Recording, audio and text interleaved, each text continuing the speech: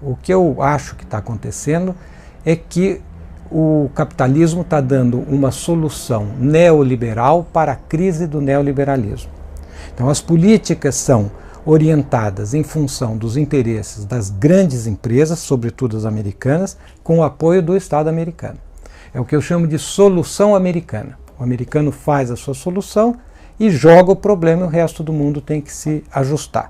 Na Europa, a Alemanha faz o seu posicionamento de ajuste e joga o ajuste e o ônus para a periferia europeia, que está numa crise e num impasse político monumental, cuja manifestação política começa a aparecer na forma do crescimento dos partidos de direita, com base de voto operário.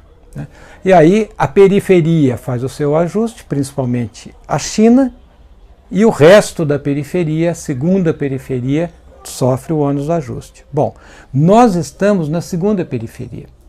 E a tendência do mundo é você aumentar a integração das economias centrais. Nesta integração, há uma relação muito estreita entre Estados Unidos, Ásia e Europa. E nós estamos sendo relegados a uma posição ainda mais terciária. Então é uma ironia, porque o debate recente é que o Brasil estava bombando, estava indo muito bem, que estávamos indo para a primeira divisão. Não, na verdade nós estamos sendo rebaixados para a terceira divisão, e na nova divisão o papel que nos cabe é o papel de produzir matéria-prima, produzir produtos agrícolas, commodities, e eventualmente algum manufaturado de menor valor adicionado. Então é esse, digamos, o que está acontecendo. Mas a nossa intelectualidade não entende e nega, na esperança de que de tanto negar acabe, digamos, neutralizando a crítica. Eu acho que não, acho que essas análises nacionais e com os indicadores convencionais de PIB não conseguem entender onde é que está a geração de valor e a apropriação do valor, mas o que é claro é a política dos desenvolvidos.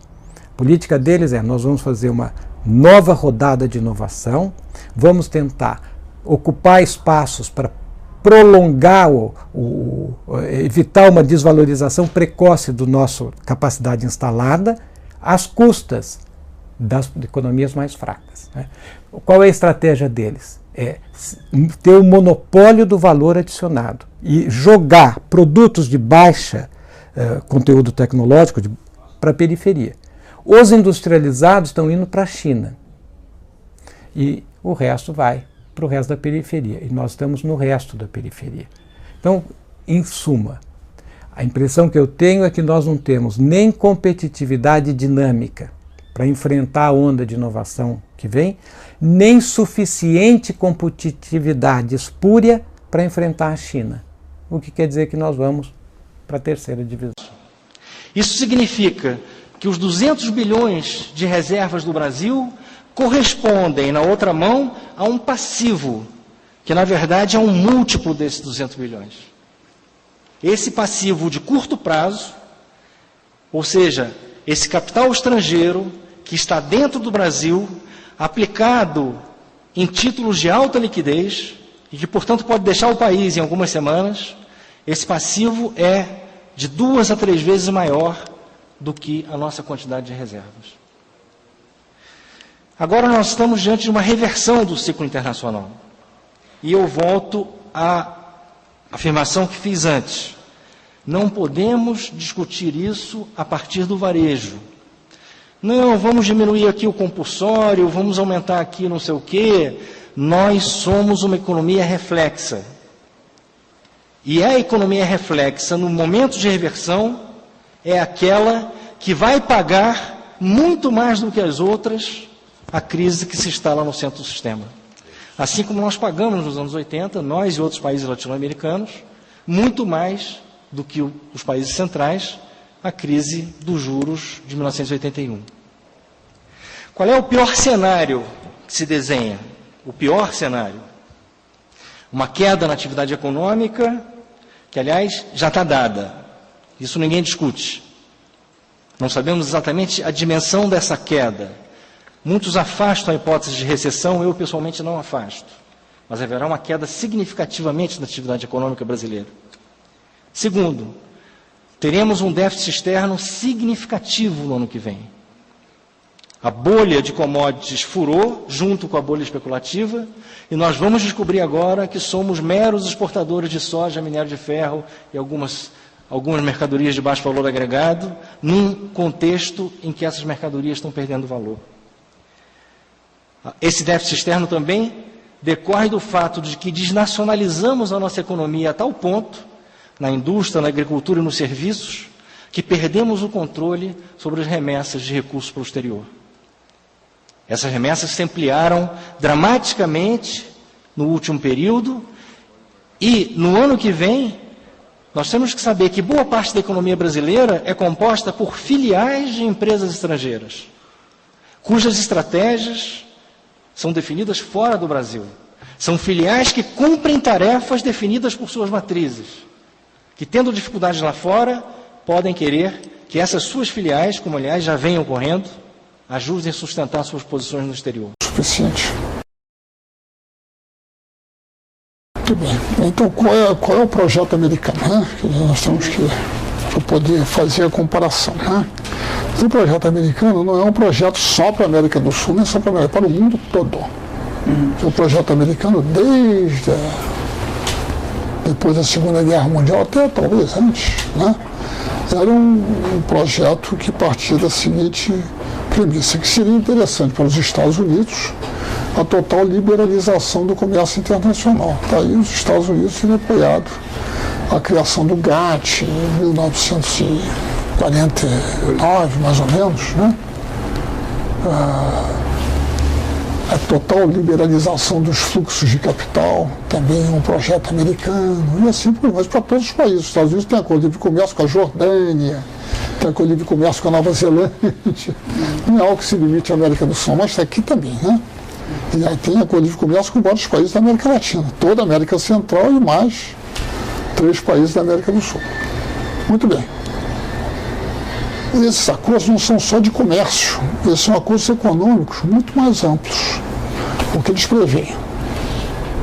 Total eliminação das barreiras ao comércio, a livre movimentação de capitais, nenhuma restrição a investimentos estrangeiros, nenhuma regulamentação, acesso também total ao mercado de serviços, compras governamentais e assim, propriedade intelectual, entende? Quer dizer, o país, ao assinar aquele acordo, realmente ele liberaliza toda a sua economia, né? E, digamos, se torna uma economia aberta ao capital estrangeiro em qualquer setor, né? Esse é o projeto americano, né? Que antes teve uma forma multilateral, que era a ALCA. Depois se transformou numa forma bilateral. Né?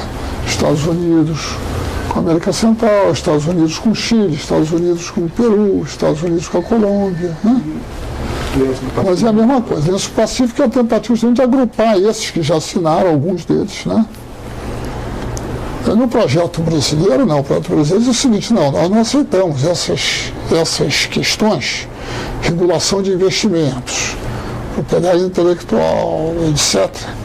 Né? Nós não aceitamos uma liberalização total. Né? Nem aceitamos a liberação total do comércio. Quer dizer, são aí as tarifas, né? E tarifas e outros mecanismos, né? Com a ideia de que isso é importante para que o Estado possa promover políticas de desenvolvimento econômico usando certos instrumentos. Né? As empresas brasileiras que vão para outros países, elas, digamos, se elas estão dentro do Mercosul, o Mercosul não tem nenhuma norma sobre investimentos, nem sobre liberdade de circulação de capitais, nem sobre serviços, nem sobre propriedade intelectual. Então, cada país do Mercosul tem a sua própria legislação. Tá? Então, a empresa vai para lá e obedece à legislação local. É uma empresa de acordo com a lei local, né? Então não é. E depois o seguinte, eu preciso lembrar o seguinte, que aquilo que a gente chama de empresa tem um aspecto que é importante, que é o seguinte, nós estamos diante de uma situação hoje em dia em que a economia brasileira está profundamente penetrada pelo capital estrangeiro. Todos os setores. E não só na produção de bens, não. Na área da educação, na área da saúde, na área dos escritórios de advocacia. Numerosos escritórios foram vendidos a interesses estrangeiros. Mantém o nome brasileiro, fica lá, sei lá. Um nome brasileiro qualquer, mas na realidade é um escritório estrangeiro. Coisa que a legislação não permite. Né? Até farmácias. Agora uma rede de farmácia chamada Onofre. Conhece a Onofre? Não? É lá de São Paulo. Foi vendida. Está sendo vendida por uma empresa, grande empresa estrangeira. Então até nas farmácias. E vai por. Você abre o jornal Valor, toda semana tem um anúncio de algum tipo. Bem, toda essa parte de supermercados foi vendida, né? Como é que se diz? Pão de açúcar e tudo isso foi tudo vendido. Então você tem na realidade aquilo que eles chamam de empresa brasileira. Não, brasileira. Então na realidade você tem algumas poucas empresas brasileiras que acabam fazendo investimentos em outros países, muito poucas. Tem a Petrobras, Vale do Rio Doce, a Coteminas, tudo modesto. Porque a grande parte da estrutura industrial brasileira hoje em dia é estrangeira. Então ela não pode, ela não investe no exterior. Né? Compreende? Então nós estamos falando de uma coisa interessante e que tem grande influência sobre vários aspectos da economia. E que às vezes as pessoas não se dão ideia sobre o próprio processo de integração econômica da América Latina. Na questão da Vale do Rio Doce é um problema de acesso a recursos minerais.